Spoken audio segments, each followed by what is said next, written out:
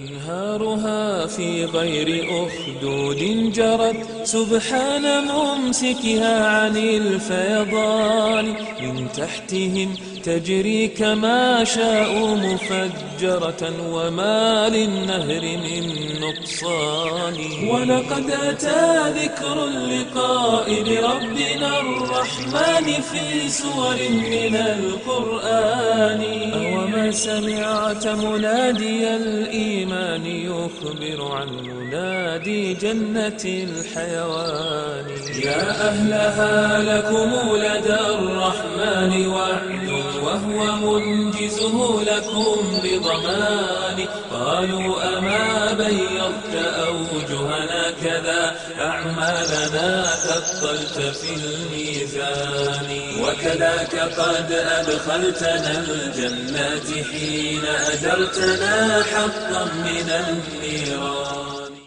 فيقول عندي موعد قد آن أن أعطيكموه برحمتي وحناني فيرونه من بعد كشف حجابه جهرا روى ذا مسلم ببياني وإذا رآه المؤمنون نسوا الذي هم فيه مما نالت العينان. Alright, so when I begin, I want to say that this is for both people in position of leadership as well as those that are in membership of the organization, community members, whoever you might be.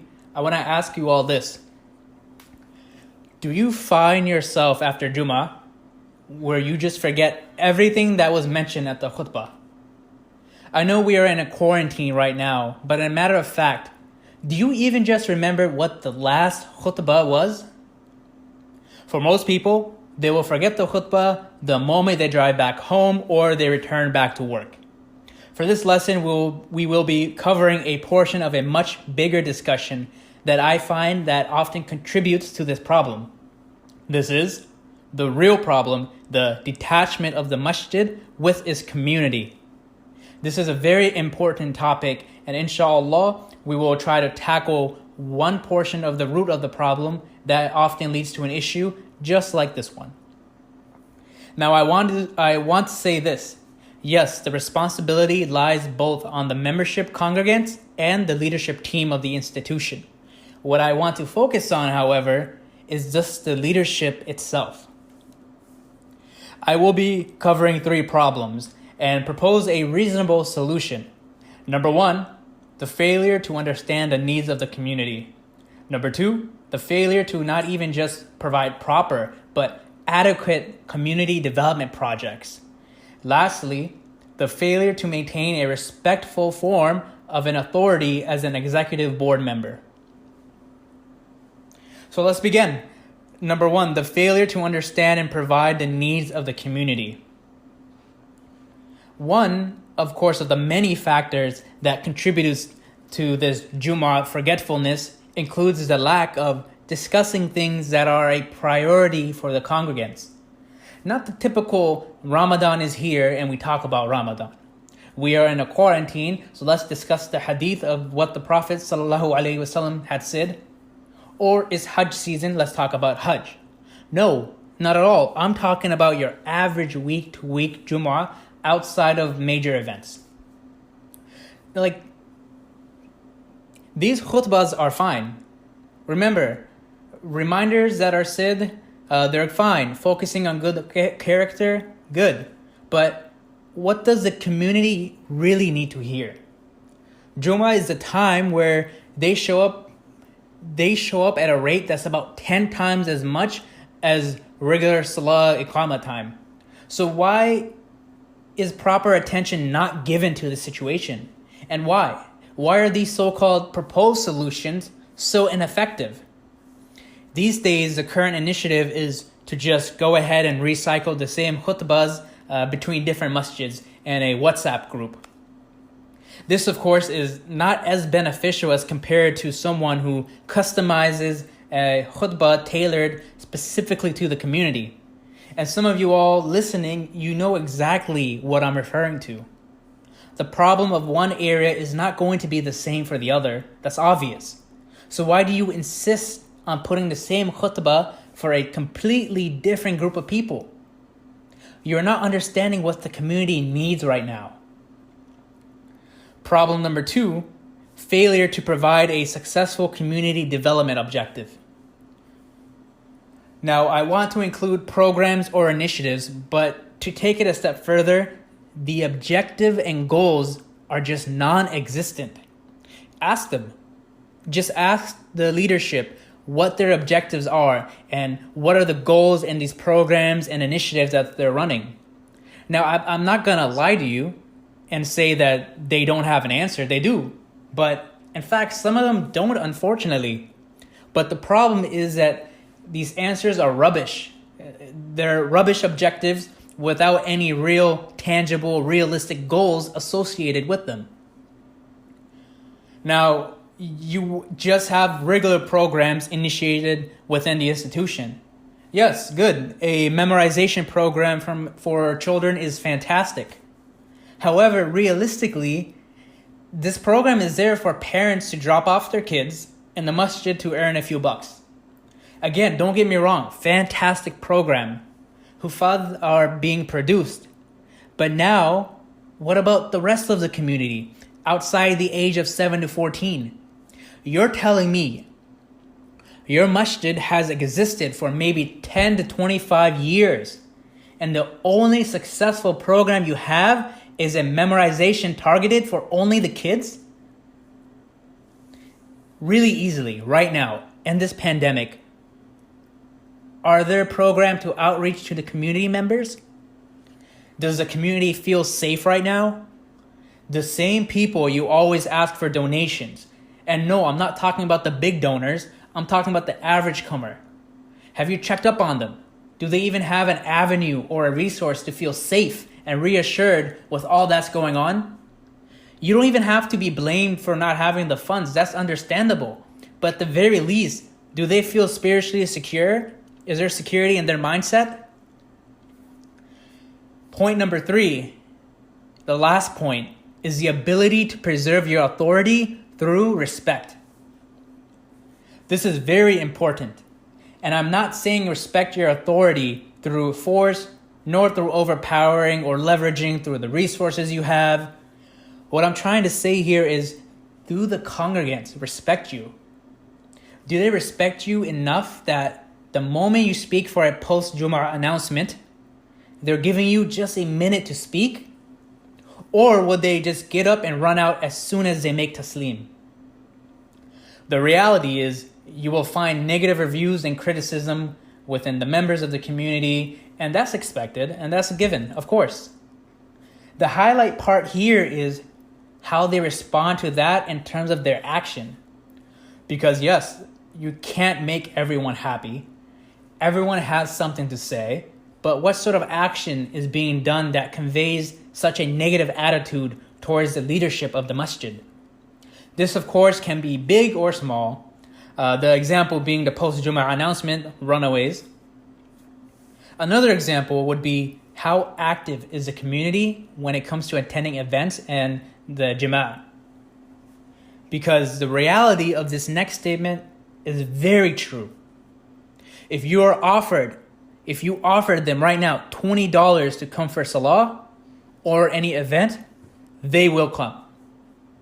Of course, we know that sort of money isn't there, but the reality of the matter is that if they like you, they respect you, they view you as an admirable and caring person, a good portion will begin coming out. In fact, they will go out of their way to turn these things around. Most people leave to run to work after Jummah, and I guarantee you that if the case was the opposite, and that wasn't the case, at least once every 2 weeks, they'd stay. These people who are rushing to leave would stay an extra 1 minute just to listen. In case of events overnight or weekend, most people are either at home doing nothing, watching TV, playing games, eating, and this goes to especially the second and third generation of Muslims who've adapted to the 9-to-5 lifestyle. Of course, versus our previous generation who'd be working all night till 12 a.m., 1 a.m. And I know for a fact that many of these 9-to-5 workers, they have that free time to come. Therefore, if they respect you, they will tell you to your face that they will come. Now, what is a proper solution? Again, I am not a fan of folks who just criticize and complain. No, that's not how it should be. If you have a valid criticism, say it. But at the very least, offer support, offer some resource to help. Realistically, you're just one of the many who are complaining without help, and anyone in position of leadership can attest to this. So now what I will tell you is this. What is the solution that covers these 3 problems? Let's break it down to steps. Step number 1 and 2, they go together. The topic of community engagement shouldn't be something you pass off as a task and a to-do list where you just say a few words here and there and say, "Mashallah, that's such a great idea." When in fact, buzzwords and filler words that just sound right are the only things that are being said in these meetings. You have to be practical. You have to discuss, argue what's the best course of action to do these things. I can tell you now, this isn't taken seriously. You know why? Because you need data to do this. You need to build a report. How many people are coming? Actually count. What are the demographics? What are their ethnicities? What is it like in some month versus the other? This data just can't be based off an eye observation. Actually go out and count it. Once that is gathered, then you can have a valid discussion on the best course of action. To put it harshly, your meetings are pathetic if this topic isn't even discussed. You're telling me you're going to make a community engagement initiative without having hard, proper evidence of your congregants? So step 1 is having all of your sources and development to take these meetings seriously and giving you a freebie. And I'm giving you a freebie right now by saying that to make these meetings serious, then you have to include data, which was step number 2. Step number 3, you need to make this a continuous meeting with the respective leadership board and associated parties. Meaning, if you have a community engagement team, a committee, and the director of the leadership team, then you have to be meeting routinely just to purely discuss this topic alone, be it monthly, bi-weekly, or even a weekly meeting. An easy way to set this up is to have one main meeting a month with the Masjid Leadership Team. Then have one designated person to take charge of this, who will then have his or her own bi-weekly or weekly meeting with their own small team of community members. And the purpose of the one meeting a month with the leadership team is to help hold accountability, which leads us into step 4, metrics and standardization. Step 4 means having measurable objectives and consistent progress reports. This is absolutely critical because if someone in the leadership or committee starts saying random ideas, you have to find a way to measure the initiative. You just can't go with something and not have a way to standardize it, break it down, criticize it, and therefore come up with a metric to measure the success of the program. And this success will drop down from the objective that is set to the goals to achieve it, and the output being made to work back into the goal in order to meet that objective. And inshallah, next time, or you can reach out to me, I have a fantastic reporting system that can be used to measure success and how to go about it. I can cover this in another lecture, or you can reach out to me. And brings us to our last step, and very important. This is generally outside of the above 4 step, which is being actively involved. This isn't just a problem in the masjid, but a problem in many large organizations, the MSAs, student government, even local chapters and groups. The leadership team is almost non-existent with the community. Look, I get it, you're busy, but at the very least, you will have to show up to the salah, you will have to show up to the events and have an active presence. A free tip here is having the committee board members or directors be the one to fill in the space. Just have that presence there for the community to engage with and have a connection with the leaders. This is how you build the respect and authority. Because really, right now, ask most of the congregants, can they name or even identify who the leadership folks are? Unfortunately, the imam isn't even in the leadership position of the masjid board, and I expect most folks to even mistakenly refer to the imam as an answer to this question when I ask them, name someone in the leadership team. That's how disconnected everyone is. And there are many ways to achieve this that won't tax or burden yourself. First is cycling a schedule amongst the leadership team on days that are accessible for individuals or everyone. However, just as the congregants are busy, but they can make the time, I find it that you can do the same.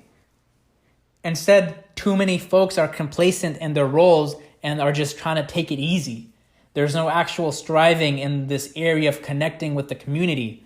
Talking about it isn't really striving. Until you take action and involve yourself, then you'll see the change. Once the presence is there, then you'll start to understand what the community needs. Then you'll get to see what the community is asking for. And only then you'll start creating the real connection and forming an actual community that doesn't have an invisible leadership board. Hope you all benefited. As always, I want these conversations to start taking place. Any mistakes I've made is from myself, and all the good is from Allah subhanahu wa ta'ala. Whatever I have said that you like, please let me know. If you want to correct me, by all means, please do so. We want these conversations and discussions to start taking place in order for us to find the best modes and means to find successful solutions to these common problems. See you all until the next time we meet. Take care, everyone. برحمتي وحناني فيرونه من بعد كشف حجابه جهرا روى ذا مسلم ببياني وإذا رأى